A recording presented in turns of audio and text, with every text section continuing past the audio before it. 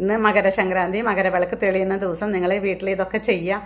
പ്രത്യേകിച്ച് ഒരു നെയ്വിളക്ക്, ഒരു ചരാതിൽ നെയ്വിളക്ക് കത്തിക്കുക. ഭഗവാന് ഏറ്റവും ഇഷ്ടമുള്ള സാധനമാണ് നെയ്യ് കൊണ്ട് ഒരു വിളക്ക് കൊളുത്തുക. അതുമാതിരി നിവേദ്യം എന്ന് പറയണത് ശർക്കര, അവല്, മലര്, പഴം, ഇതിലേതെങ്കിലും ഒന്ന് നിവേദ്യം ചെയ്താലും മതി. ഇതെല്ലാം കൂടി കിട്ടുകയാണെങ്കിൽ ഇതെല്ലാം കൂടി നിവേദ്യം ചെയ്യാം. ഒരു ശുദ്ധമായ ഒരു പാത്രത്തിൽ വെള്ളം വയ്ക്കുക ഭഗവാന്. അതുമാതിരി തന്നെ വിളക്ക് കൊളുത്തി പ്രാർത്ഥിക്കേണ്ട ഒരു നാമം കൂടിയുണ്ട്.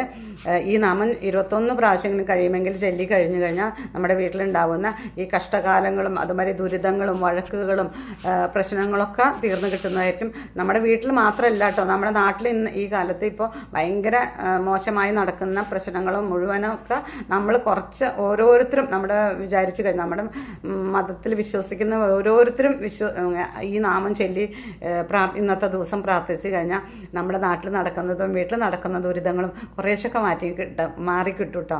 അപ്പോൾ നമ്മളെ കൊണ്ട് 1% ചെയ്യാൻ പറ്റുവെച്ചാൽ അത് നമുക്ക് ചെയ്യാലോ. അപ്പോൾ നാമം ഇതാണ്: ശ്രീഭൂതനാഥ സദാനന്ദ സർവഭൂതദയാപര രക്ഷ രക്ഷ മഹാബാഹോ ശാസ്ത്രേതുഭ്യം നമോ നമ.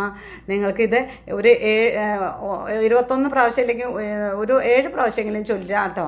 ഇതിപ്പോൾ എത്രയെങ്കിലും 101 പ്രാവശ്യം ചൊല്ലാം, അതുകൊണ്ട് ഒരു കുഴപ്പമില്ല.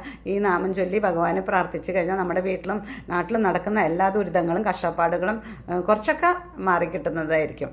അപ്പോൾ വീഡിയോ ഇഷ്ടമായിച്ചാൽ ലൈക്ക് ചെയ്യുക, ഷെയർ ചെയ്യുക. നന്ദി, നമസ്കാരം.